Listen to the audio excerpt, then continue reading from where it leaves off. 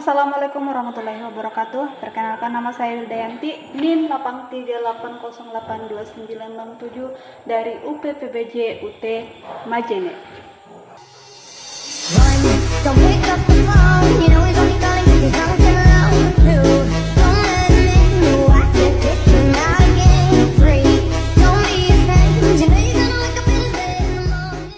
Apa itu simbiosis? Simbiosis adalah interaksi antara dua atau lebih spesies makhluk hidup yang berbeda yang hidup bersama. Istilah simbiosis berasal dari bahasa Yunani shim yang berarti bersama dan bios yang berarti kehidupan, sehingga secara harfiah berarti hidup bersama. Secara umum, simbiosis dapat diklasifikasikan menjadi beberapa jenis berdasarkan sifat interaksi antara organisme yang terlibat, yaitu simbiosis yang pertama yaitu simbiosis mutualisme, yaitu hubungan yang saling menguntungkan antara dua spesies. Kedua organisme mendapatkan manfaat dari interaksi ini. Contohnya 1. Kerbau dan burung jalak. 2. Bunga dan kupu-kupu. Simbiosis yang kedua adalah simbiosis komensalisme, yaitu hubungan di mana satu spesies mendapat keuntungan, sementara spesies lain tidak terpengaruh atau tidak diuntungkan maupun dirugikan. Contohnya seperti bunga anggrek dan pohon mangga. Simbiosis yang terakhir adalah simbiosis parasitisme, yaitu hubungan di mana satu spesies parasit atau mendapat keuntungan dengan merugikan spesies lain atau inangnya.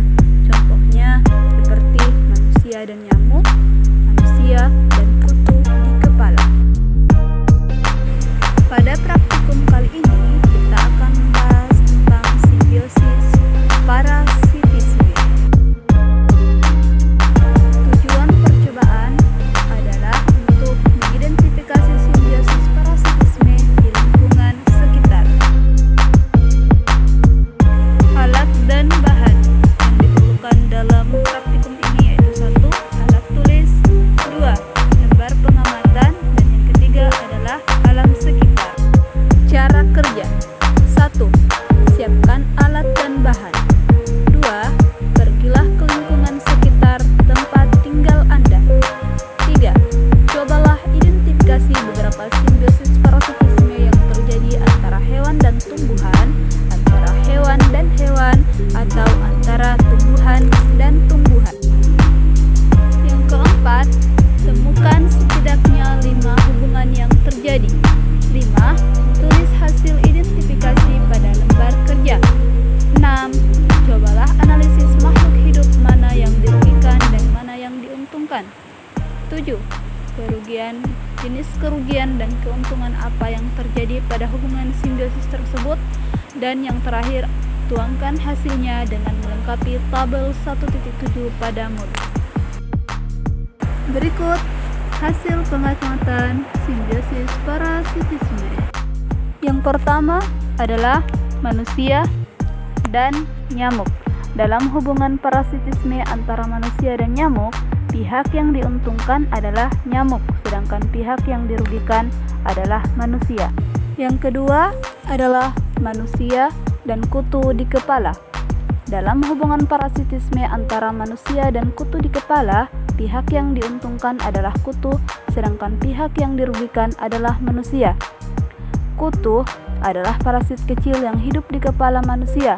Mereka memakan darah manusia untuk bertahan hidup dan berkembang biak.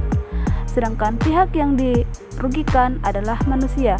Keberadaan kutu di kepala menyebabkan rasa gatal yang sangat mengganggu.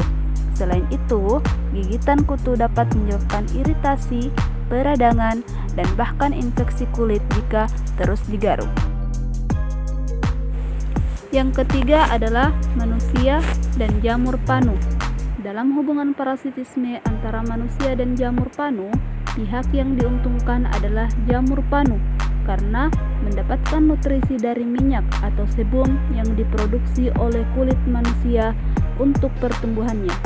Sedangkan pihak yang dirugikan adalah manusia karena dalam interaksi ini pertumbuhan berlebihan jamur panu dapat menyebabkan perubahan pigmen pada kulit, menghasilkan bercak-bercak yang secara estetika dianggap sangat mengganggu.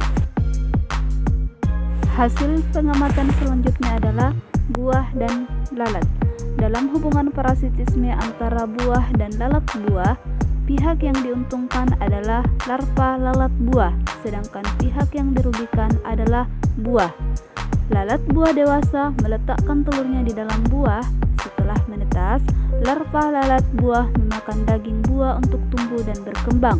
Aktivitas makan larva ini merusak buah, membuatnya menjadi busuk, tidak layak konsumsi, dan kehilangan nilai ekonominya. Sementara itu, larva lalat buah mendapatkan sumber makanan dan tempat berlindung yang aman di dalam buah. Hasil pengamatan yang selanjutnya adalah pohon kakao dan benalu. Pihak yang diuntungkan adalah benalu. Ia mendapatkan nutrisi dan air dari pohon kakao. Sedangkan pihak yang dirugikan adalah pohon kakao, karena keberadaan benalu dapat menghambat pertumbuhan karena nutrisi dan airnya dicuri. Secara singkat dan jelas, benalu diuntungkan, sedangkan pohon kakao dirugikan. Hasil pengamatan hubungan parasitisme yang terakhir adalah sapi dan lalat. Dalam hubungan parasitisme antara sapi dan lalat, lalat diuntungkan sedangkan sapi dirugikan. Lalat atau parasit mendapatkan keuntungan karena menghisap darah sapi sebagai sumber makanan untuk dirinya sendiri dan untuk bertelurnya. Sedangkan sapi sebagai inang dirugikan karena kehilangan darah yang dapat menyebabkan anemia, iritasi pada kulit akibat gigitan, dan berpotensi menulirkan penyakit. Sekian praktikum kita tentang simbiosis. Terima kasih. Wassalamualaikum warahmatullahi wabarakatuh.